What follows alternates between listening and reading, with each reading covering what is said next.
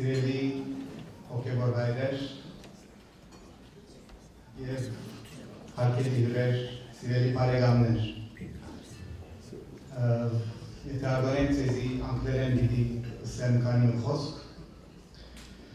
Welcome and thank you for joining us in support of this historic project, which is a journey back into the past, but also a journey into the future for us Armenians. More than talking about the church, I want to talk about the significance of this project. I'd like to share my thoughts about realities. Changing realities, forgotten realities, as well as new realities. Until 20 years ago, the Armenian reality was Soviet Armenia and diaspora. 20 years ago, a miracle happened and we end up having a free and independent Armenia and Karabakh. So now we start talking about the new reality of a triangle, Armenia, diaspora, and Karabakh. But throughout these times, for the past century, there is an often misunderstood, forgotten, or underestimated and dismissed reality, which is the Armenians remaining in Turkey. What we call generally Bolsahais, because mostly they are in Istanbul, but they come from our homeland, where we have lived continuously for thousands of years. Now these Bolsahais, they're not exactly diaspora, they're not Kayastansi, so where do you place them?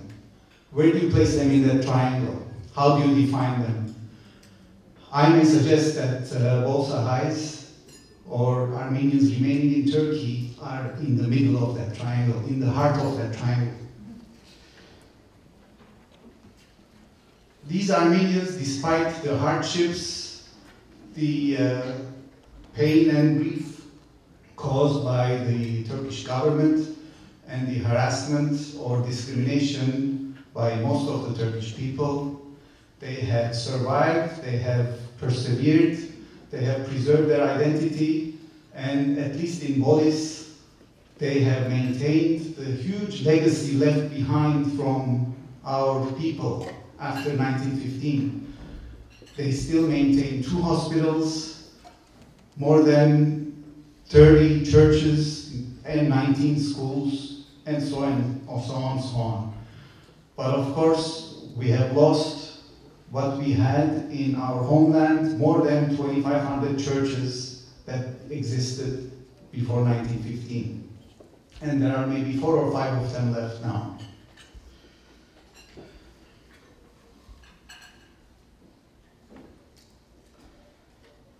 So this reality is a bit misunderstood, but a few years ago, an Armenian in Istanbul, originally from Malatya, stood up and started talking to the Turks about facing the past. And he tried to build a dialogue with them, to build a bridge between Armenians and Turks, Armenia and Turkey. Unfortunately, his reality and his impact was not understood until after his death. Of course, I'm talking about Hrant Dink. About the same time, another Armenian in Istanbul stood up, this time from Dikranagert, and he declared that the historic Surp Giragos church in Giragos Diyarbakir must be reconstructed. It's in ruins, in danger of complete collapse. It was almost half destroyed during First World War by German cannon fire because the bell tower was higher than the mosques. And since then, it was left in ruins, although many efforts were continuing, but there aren't any Armenians left in Diyarbakir, as we know, and it was getting lost. And this person from Dikranagert, regardless of the difficulties at that time, you must know that the Turkish government took steps so that even a nail couldn't be put on the walls of Armenian buildings in Istanbul. Churches, schools were being destroyed and or they couldn't be repaired. unless approved by the government, and the government didn't give any help and approvals. And this person still, he hired the best architects, historians, planners, and he prepared the plans and applied to the many ministers and departments in Ankara, Istanbul, and Diyarbakir. And he obtained the right to build this church after he got the building permits from Diyarbakir City Hall. Now, for those of us who are in construction and trying to get permits from City Hall dealing with government officials, we know how frustrating it can be. And this is in Canada, where we have a friendly and service-oriented government, supposedly. But imagine dealing with a government which has a stated policy of wiping out any traces of Armenian buildings, Armenian history, and you will visualize the challenge. And yet this person got the permits. Not only he got the permits in this environment where there is corruption, bribery, etc., instead of paying money, he got Diyarbakir City Hall, the government, to pay for 1/3 of this church construction.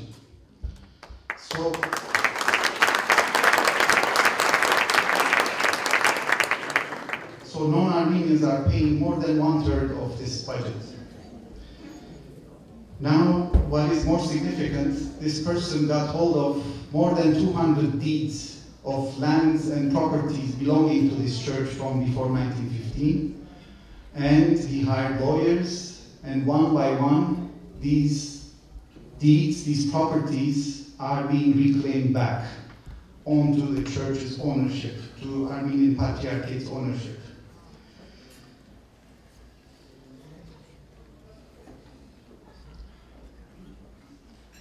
Now, Diyarbakir is a big city with a population over 1 million persons. And the church lands and properties are a significant portion of downtown Diyarbakir. And there are lands with apartment buildings on them, state offices, state schools, shops, and now the process has started to get back these properties, and even part of these properties have been won back, and it's even if it's not a major portion, but a portion of the construction budget is coming from the rents revenue coming from these properties which are won back. So this is another new reality, that for the first time, Armenians are reconstructing a building which was destroyed, but now rightfully belonging to them, taken away from them, but it's taken back, it's been reconstructed, and more significantly, Armenians are claiming back their lands and properties. Now in diaspora, we gather around endlessly, have meetings, talk, that mer hovere bide arnենք, mer galվածները bide arnենք, we will stop denial. And while we are talking, I think what is being done by this person is much more significant.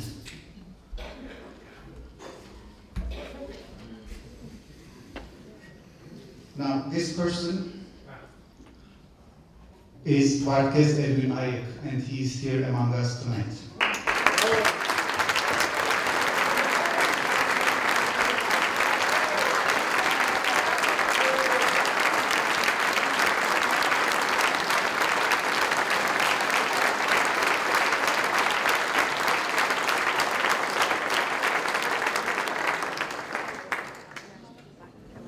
Another new reality is how this church is helping shape public opinion in Turkey.